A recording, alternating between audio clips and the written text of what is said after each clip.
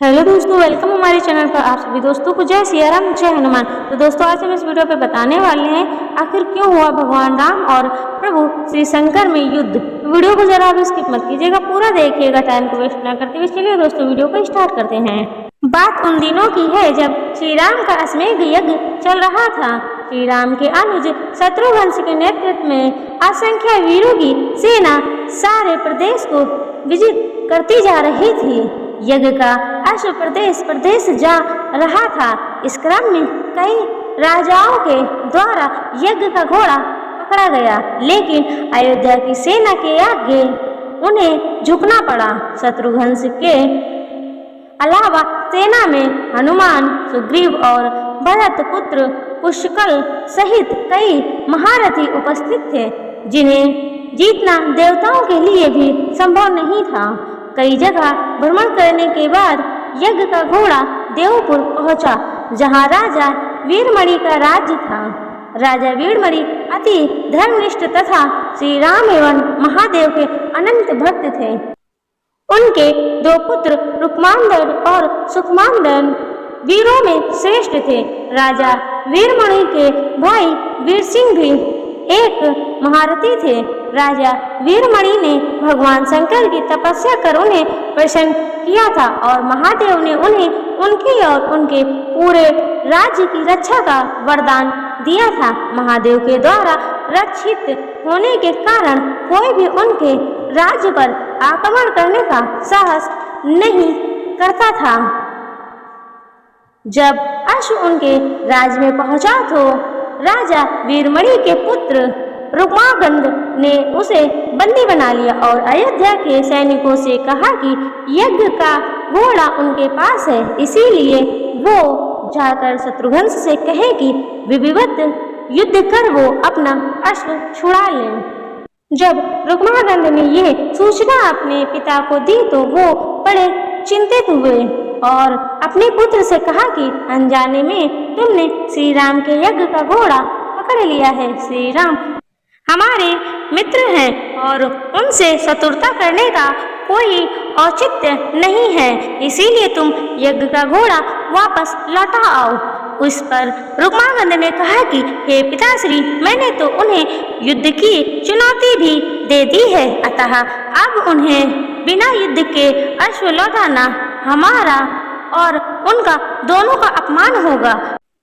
अब तो जो हो गया है उसे बदला नहीं जा सकता, इसीलिए आप मुझे युद्ध की आज्ञा दें। पुत्र की बात सुनकर वीरमणि ने उसे सेना सुसज्जित करने की आज्ञा दे दी। राजा वीरमणि अपने भाई वीर सिंह और अपने दोनों पुत्र रुक्मांगद और शोभानंद के साथ विशाल सेना लेकर युद्ध क्षेत्र में आ गए। इधर जब शत्रुघ्न को सूचना मिली कि उनके यज्ञ का घोड़ा बंदी बना लिया गया है तो वो बहुत क्रोधित हुए एवं अपनी पूरी सेना के साथ युद्ध के लिए युद्ध मैदान में आ गए।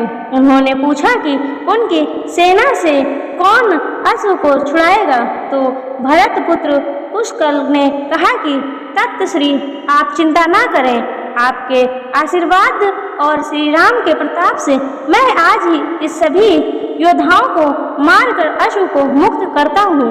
वो दोनों इस प्रकार बात कर रहे थे कि पवन सुत हनुमान ने कहा कि राजा वीरमणि के राज्य पर आक्रमण करना स्वयं परमपिता ब्रह्मा के लिए भी कठिन है, क्योंकि यह नगरी महाकाल द्वारा रक्षित है।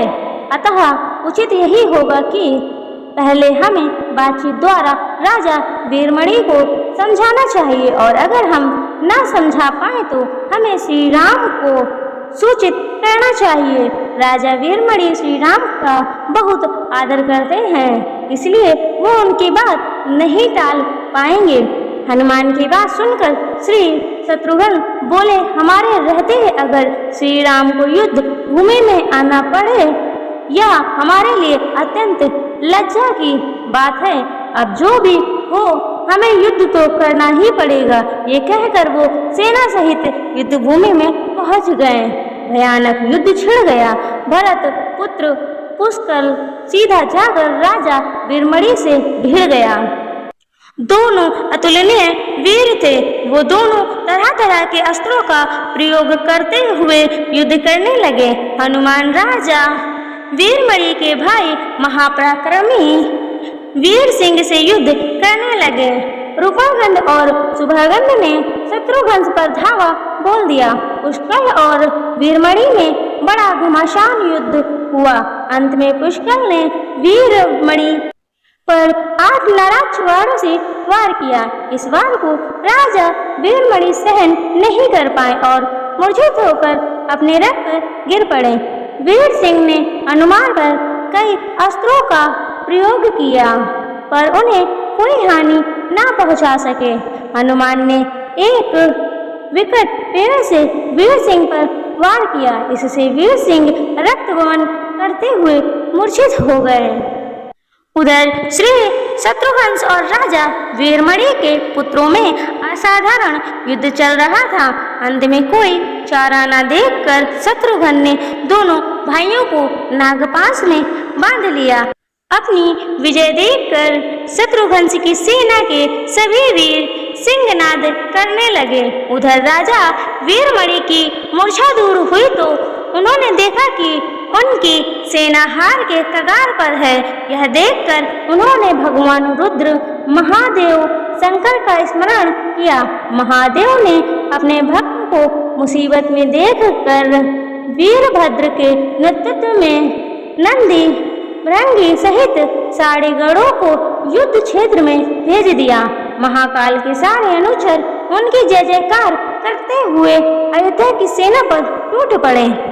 शत्रुघ्न हनुमान और सारे लोगों को लगा कि जैसे प्रलय आ गया हो। जब उन्होंने भयानक मुख वाले रुद्र अवतार वीरभद्र नंदी भृंगी सहित महादेव की सेना देखी तो सारे सैनिक भय से कांप उठे। शत्रुघ्न ने हनुमान से कहा कि जिस वीरभद्र ने बात ही बात में दक्ष प्रजापति का मस्तक काट डाला था और जो तेज और समता में स्वयं महाकाल के समान है, उसे युद्ध में कैसे हराया जा सकता है। यह सुनकर पुष्कल ने कहा कि हे तातश्री, आप दुखी मत हो। अब तो जो भी हो हमें युद्ध तो करना ही होगा। यह कहते हुए पुष्कल वीरभद्र से, हनुमान नंदी से और शत्रुघ्न भृंगी से जाकर भिड़े। पुष्कल ने अपने सारे दिव्यास्त्रों का प्रयोग वीरभद्र पर कर दिया, लेकिन वीरभद्र ने खेल खेल में उसे काट दिया। उन्होंने पुष्कल से कहा कि हे बालक, अभी तुम्हारी आयु मृत्यु को प्राप्त होने की नहीं हुई है, इसीलिए युद्ध क्षेत्र से हट जाओ। उसी समय पुष्कल ने वीरभद्र पर शक्ति से प्रहार किया, जो सीधे जाकर उनके मर्म स्थान पर जाकर लगा। इसके बाद वीरभद्र ने क्रोध से थर्राते हुए एक त्रिशूल से पुष्कल का मस्तक काट दिया और भयानक सिंहनाद किया। उधर भृंगी आदि गणों ने शत्रुघ्न पर भयानक आक्रमण कर दिया। अंत में भृंगी ने महादेव के दिए पास में शत्रुघ्न को बांध दिया। हनुमान अपनी पूरी शक्ति से नंदी से युद्ध कर रहे थे। उन दोनों ने ऐसा युद्ध किया जैसे पहले किसी ने नहीं किया था। दोनों श्री राम के भक्त थे और महादेव के तेज से उत्पन्न हुए थे। काफी देर लड़ने के बाद जब कोई और उपाय न देखकर नंदी ने शिवास्त्र का प्रयोग कर हनुमान को पराभूत कर दिया। अयोध्या के सेना की हार देखकर राजा वीरमणि की सेना में जबरदस्त उत्साह आ गया और वो बाकी बचे सैनिकों पर टूट पड़े। यह देखकर हनुमान ने शत्रुघ्न से कहा कि मैंने आपसे पहले ही कहा था कि ये नगरी महाकाल द्वारा रक्षित है, लेकिन आपने मेरी बात नहीं मानी। अब इस संकट से बचाव का एक ही उपाय है कि हम सब श्री राम को याद करें। ऐसा सुनते ही सारे सैनिक शत्रुघ्न, पुष्कल एवं हनुमान सहित श्री राम को याद करने दिया। अपने भक्तों की पुकार सुनकर श्री राम तत्काल ही लक्ष्मण और भरत के साथ वहां आ गए। अपने प्रभु को आया देख सभी हर्षित हो गए एवं सबको ये विश्वास हो गया कि अब हमारी विजय निश्चित है। श्री राम के आने पर जैसे पूरी सेना में प्राण का संचार हो गया। श्री राम ने सबसे पहले शत्रुघ्न को मुक्त कराया और उधर लक्ष्मण ने हनुमान को मुक्त करा दिया। जब श्री राम, लक्ष्मण और भरत ने देखा कि पुष्कल मृत्यु को प्राप्त हो चुके हैं तो उन्हें बड़ा दुख हुआ। भरत तो शोक में मूर्छित हो गए। श्री राम ने क्रोध में आकर वीरभद्र से कहा कि तुमने जिस प्रकार पुष्कर का वध किया है उसी प्रकार अब अपने जीवन का भी अंत समझो।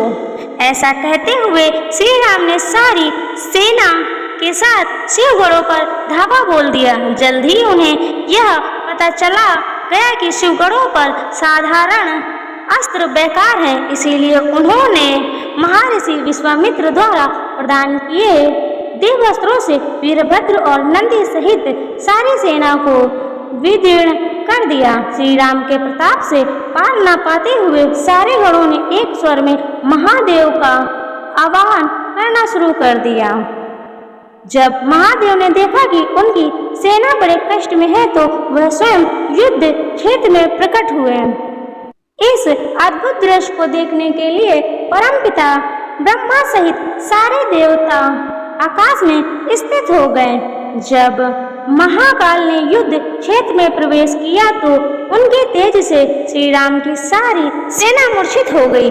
जब श्री राम ने देखा कि स्वयं महादेव रण क्षेत्र में आए हैं तो उन्होंने अस्त्र का त्याग कर दिया, रुद्र को दंडवत प्रणाम किया एवं उनकी स्तुति की। उन्होंने महाकाल की स्तुति करते हुए कहा कि हे सारे ब्रह्मांड के स्वामी, आपके ही प्रताप से मैंने महापराक्रमी रावण का वध किया है। आप स्वयं ज्योतिर्लिंग में रामेश्वर में पधारे। हमारा जो भी बल है वो भी आपके आशीर्वाद के फलस्वरूप ही है। यह जो अश्वमेध यज्ञ मैंने किया है वह भी आपकी ही इच्छा से ही हो रहा है, इसीलिए हम पर कृपा करें और इस युद्ध का अंत करें। यह सुनकर भगवान रुद्र रूप बोले, हे राम, आप स्वयं विष्णु के रूप हैं। मेरी आपसे युद्ध करने की कोई इच्छा नहीं है, फिर भी चूंकि मैंने अपने भक्त वीरमणि को उसकी रक्षा का वरदान दिया है, इसीलिए मैं इस युद्ध से पीछे नहीं हट सकता। अतः संकोच छोड़कर आप युद्ध करें। श्री राम ने इसे महाकाल की आज्ञा मानकर युद्ध करना शुरू कर दिया। दोनों में महान युद्ध छिड़ गया, जिसे देखने देवता लोग आकाश में स्थित हो गए। श्री राम ने अपने सारे दिव्यास्त्रों का प्रयोग महाकाल पर कर दिया, पर उन्हें संतुष्ट नहीं कर सके।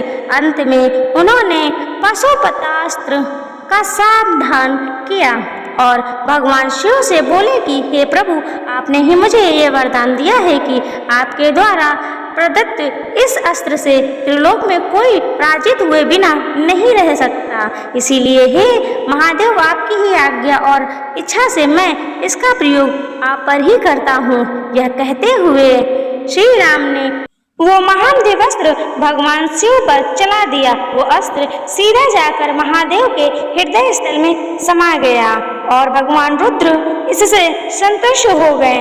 उन्होंने प्रसन्नतापूर्वक श्री राम से कहा कि आपने युद्ध में मुझे संतुष्ट किया है, इसीलिए जो इच्छा हो वह मांग ले। इस पर श्री राम ने कहा कि हे भगवान, यह इस युद्ध क्षेत्र में भ्राता भरत के पुत्र पुष्कर के साथ असंख्य योद्धा वीर गति को प्राप्त हो गए हैं, उन्हें कृपया जीवन दान दीजिए। महादेव ने मुस्कुराते हुए तथास्तुत कहा और पुष्कर समेत दोनों ओर के सारे योद्धाओं को जीवित कर दिया। इसके बाद उनकी आज्ञा से राजा वीरमणि ने यज्ञ का घोड़ा श्री राम को लौटा दिया और अपना राज्य रुद्रगंध और सौंप कर वो भी शत्रुघ्न के साथ आगे चल दिए। दोस्तों, अगर जानकारी अच्छी लगी हो, वीडियो अच्छी लगी हो तो वीडियो पे एक लाइक जरूर कर दे, चैनल को सब्सक्राइब कर ले। मिलते हैं ऐसे ही नेक्स्ट वीडियो में। तब तक के लिए आप सभी दोस्तों को जय सिया राम, जय हनुमान और हर हर महादेव।